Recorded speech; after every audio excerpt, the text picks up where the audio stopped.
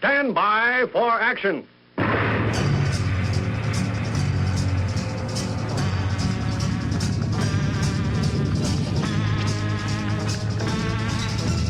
Thanks for joining me. My name is Dave Miller. I am the Unpleasant Blind Guy. In part one of The Way Back, I outlined the problem. Now, in part two, I give substantive methods that you and succeeding generations can use to help bring forth a new and stronger republic that will better guarantee liberty to the individual. As I said, we have to deprogram our kids because brainwashing is exactly what is going on in our public schools right now. Now, who can do this? I think that this is a great place for churches to help. Churches already do a fantastic amount of charity, and since they're organized, they can take up this task as well. People can bring their kids to the churches, and they can give them proper education, teaching them respect, but also teaching them that some of the principles that they're being taught in the public schools are just plain wrong, and showing the kids why these are wrong, so that at the other end, we will have kids who understand history, ethics, personal responsibility, and respect. And we will also have kids who will understand that they are growing up in a world that increasingly does not believe what they do. We will have to teach our young how to resist the oncoming tide of socialism in a nonviolent and constructive way. And we can do that. That is possible. Now, in American Sputnik, I expanded on an earlier idea that I had called freedom boxes or liberty boxes. These were materials that I felt a future government might proscribe because they do not agree with what these governments might want. And I included things like the Articles of Confederation, the Declaration of Independence, the Constitution of the United States, that's as of about 2008, the Federalist Papers, Democracy in America by Alexis de Tocqueville, The Road to Serfdom, history school books. This is history school books that were produced before 1975, or history school books that have been properly vetted and do not have leftist content. The Art of War by Sun Tzu, and I'm adding one here, Lord of the Rings, because Lord of the Rings teaches some very nice moral lessons. But what I said in American Sputnik, and what I still say, is if people can gather these materials together, they should be in print, first of all, and they should try and get as many copies as possible. One to save for the future, for a time when the people are going to need to have real blueprints of the kind of government that they can control instead of the other way around, and copies for teaching our young, copies for showing people who have an interest, because that's what, as Mr. Schlichter puts it, a real insurgency is about in many cases. It's about information. And at this point, the left controls almost all mass media outlets. So we are going to have to approach the problem from the bottom up. We are going to have basic information and be able to disseminate it in a way that can't be tracked by a future government. And while you can easily track an email, you can't easily track a book that you hand to someone. Now, one thing the lefties have been able to do in furthering their cause, and this ties into education as well, is they've been able to develop songs, poetry, plays, movies, TV, things of that nature that have been entertaining and have furthered their cause. Conservatives have to do the same thing. And yes, I am talking about doing this as a long-term strategy, as part of education, because we have to remember that even though we're discussing deadly serious business here, there has to be a fun aspect to things. People can't be on a conflict footing 24 hours a day, 7 days a week. If that happens, you're going to go crazy. So you have to find ways of entertaining people while putting out the message. And notice I said entertain before I said message. That's what the left does, and that's what the right needs to do. Now, this is not easy to do, and the left have far more practice at this than we do. But that doesn't mean that we can't learn, adapt, and do these things ourselves.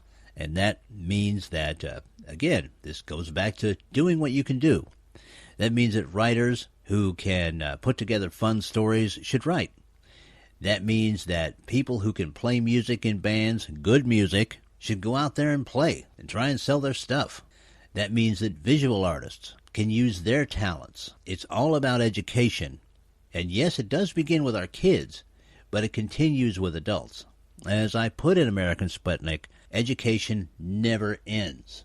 Now, I talked about the inevitable backlash of the left, and this has already begun because, of course, there are people out there on the right who are already beginning to adopt long-term strategies and short-term strategies, and the left aren't stupid. They can see this, and they're beginning to counter it already, and they have considerable means to do that. Now, one thing I've thought of in the past week or so is that, yes, we should get out there as much as possible, whether we do it through the net or in person or whatever we do, and advocate for personal liberty. And we should save materials for a time when the people will search for a direction because the unsustainable socialist government that they will have been following for generations will have fallen apart. And we have to be ready to come out then and say, this is the direction to take. But because of the backlash from the left, there are going to have to be some of us who are going to have to remain silent. See, the thing about making yourself known to the left, and this, frankly, was one of the things that held me back from doing a show or whatever the hell you call this thing, is that the left will see you, and that will paint a great big target on you. We should keep on for as long as we're able to keep on. That's a tactic.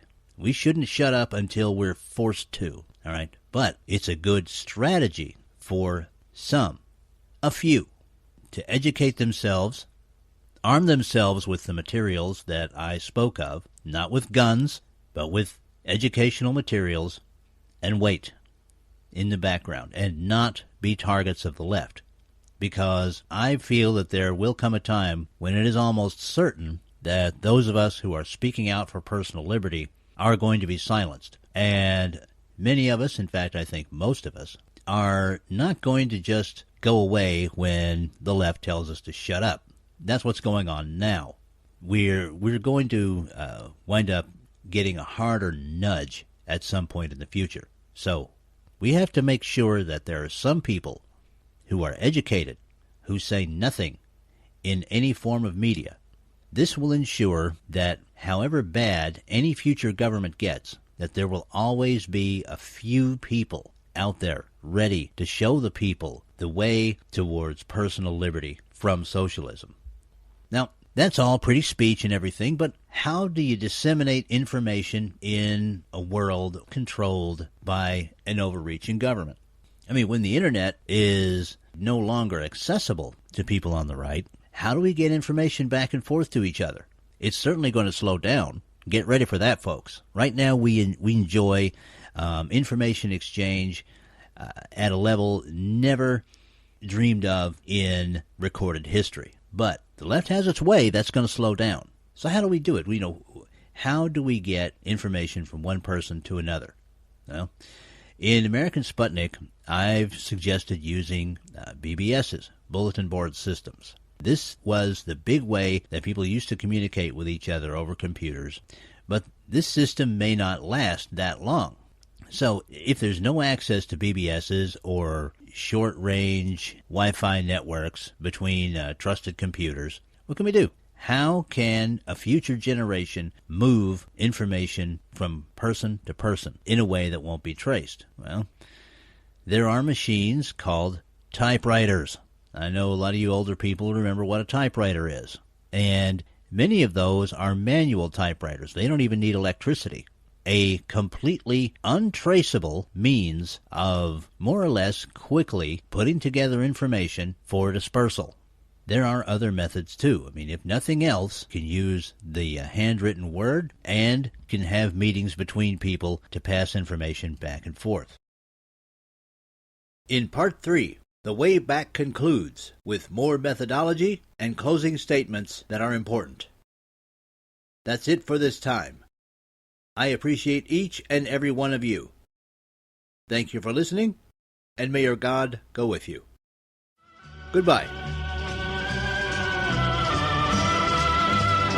The Unpleasant Blind Guy is copyright 2015, Anno Domini.